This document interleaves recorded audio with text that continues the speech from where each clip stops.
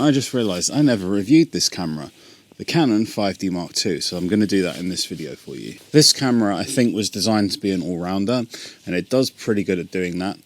It has definitely some limitations, and I'm going to talk about using it in 2022-23 where we are now, what it's like to use as a camera in the modern day, because things have changed a bit, but obviously some stuff just remains the same always. So let's get into what I like and what I don't like about the camera. The first really big plus side for the 5D Mark II is just how robust and reliable it is.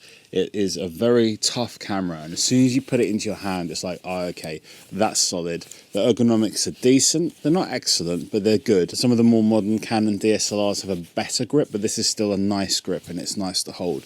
But it feels chunky and solid, and maybe it is a little heavy, but I think that that gives you that robustness that you're probably looking for with it. It has on the back obviously just a fixed screen. It also does have live view, so you get, once you set it up, this button in the corner will give you your live view like that, and you'll get your picture and your histogram. And I've got a video on how I set up my live view. I'll leave a link for that up here for you if you want to find out more about that.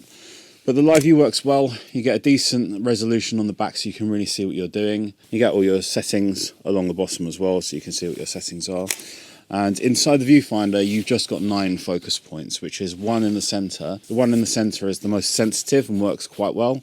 Then you get a few small dots around the outside. And the way I tend to use it is I tend to use the left one, the right one, the middle one, and sometimes the one at the top.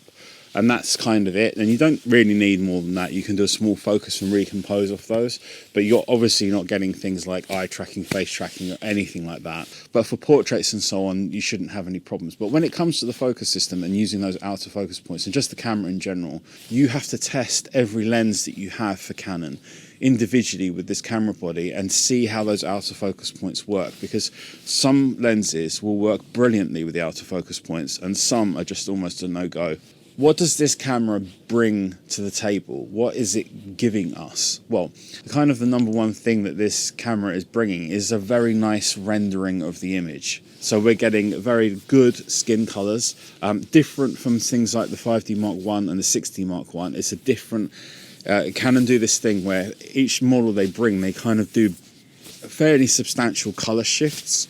But it's still Canon, if that makes sense. This is different. It's more earthy toned. That's the best way to describe it. I think it's more sort of rusticy, earthy toned, strong, dark areas, but a good, very clean highlights. Very nice, very pleasing in its own way, and I think it's, for me, it's a classic Canon colour, a classic rendering, but very different from the 5D Mark I. It's a different shift. It moves away from those yellowy, creamy kind of looks from the 5D Mark I. That works really well for pretty much anything that you could shoot. It comes out, I suppose, for buildings, architecture stuff. You won't see that so much, but anywhere that you go out where it's to do with nature or outdoors or people or animals, anything like that, you're going to really benefit from this camera. I think it's got particularly nice rendering. So people will always say to you, well, you can just grade anything to be anything, but no one can actually do it very well or successfully, and we've seen people releasing presets and packs and things trying to emulate the color from cameras like this, and still not, under certain circumstances they might get close, but in other things they don't. So it's one of those things that it's very easy to say, well, I could just get that in editing, but I've not really seen anyone able to do it yet. And I think perhaps certain time, when I say do it, I mean consistently. They might get it on one shot or one scene where they can get it close, and the rest of the time they can't. But the nice thing about working with the files from the 5D Mark II is that they are just always in that color range. So what impact does that have on you as a photographer? That means that you're going to open up your files when you've done a shoot and you're going to be like, oh, that looks nice. And you're not going to have to do that thing playing around with color.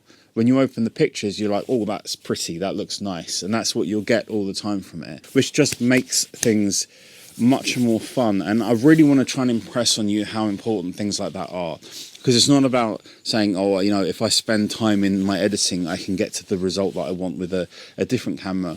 The feeling of working with something that produces these pretty pictures makes you like the camera more. It makes you like the shooting experience more, because you feel that it's going to give you a pleasing result every time straight from camera, and that's probably the number one reason to buy this camera. But let's get into some of the perhaps negatives of this camera. The first one, I guess the standout one that has to be mentioned is always going to be its dynamic range, and its dynamic range is limited. So if you don't know what dynamic range is, it's like if you look at a sunny day, for example, and the shadows look really dark and the highlights look really bright, can it still see like the clouds, or if there's clouds in the sky, can it still catch that? Can it still capture the detail and the shadows in one shot? And in high contrast scenes, it's most likely a no, so you'll end up having to bracket your exposures. Now you can bracket handheld, or you can bracket with a tripod, or however you want to deal with that. Or you may just say, I'm just going to expose for my main subject and let the sky blow. At the time when people were using the 5D Mark II for wedding photography, what they would do is they would expose for the people's faces, and then you'd blow the sky white. And I thought that looked really pretty. And sometimes photographers would complain and say, "Why haven't you exposed for the sky? The sky should be blue." But actually, this not really like that on bright days. We don't even necessarily see the sky always as blue if we're looking towards the sun. But also, the fact is that these colours, like when you bring them in, like blues and so on, become huge distractions if you've got a very kind of neutral ground and couple, because people don't tend to wear colour. And then you've got this bang blue sky. I actually preferred the blown out look. I thought it looked a lot better. It looks really good. Now, when you get to sunset times, if you like shooting around sunset, obviously when you get towards sunset, the sun gets low in the sky and the contrast level drops massively, and that means you get a lower dynamic range. So as soon as you get to sunset, I think this camera really comes alive, because now you're within the dynamic range of the camera, but its color palette will work really well to your advantage. And I think it's a camera that just really excels sunset, sunrise kind of time, especially for shooting people, but also for landscapes as well. I think it just looks very pretty, very nice. You get good results out of it. But the dynamic range, as I said, I know I keep drifting onto the good points because I do like it a lot. I keep flipping them around, but the dynamic range is going to be an issue on this camera. There's just no way around it. Obviously, it's limited, so you have to deal with that. The other thing, as I mentioned before, is the focus system. The focus system is very, very basic, and it's very lens dependent. So when it comes to doing things like landscapes, if you're a landscape shooter, or let's say you are an occasional landscape shooter, which I think is probably what this camera is best for. Like, you could be a full-time landscape photographer and use this. It's actually quite nice to work with because of the way the live view works. You want to put the camera onto a tripod, use the live view. The live view is pretty good. You can zoom in, use your joystick to move the point at which you're zoomed in around if you want to manual focus. You can see your exposures on the back of the camera. You can set a timer. If you bracket, it will take the exposures for you. You can just press it once, 2-second timer, and it'll do all 3 exposures for you if you want to bracket 3. You're limited to 3 exposures with the bracketing, but that's enough for most scenes. And it's just actually quite nice to work with. There's just within its limitations in the dynamic range, as long as you're sort of taking account of that, then it's actually quite good to work with. So I guess if you're on the fence with it and you're not sure, I would say to you, what can't it do rather than what can it do?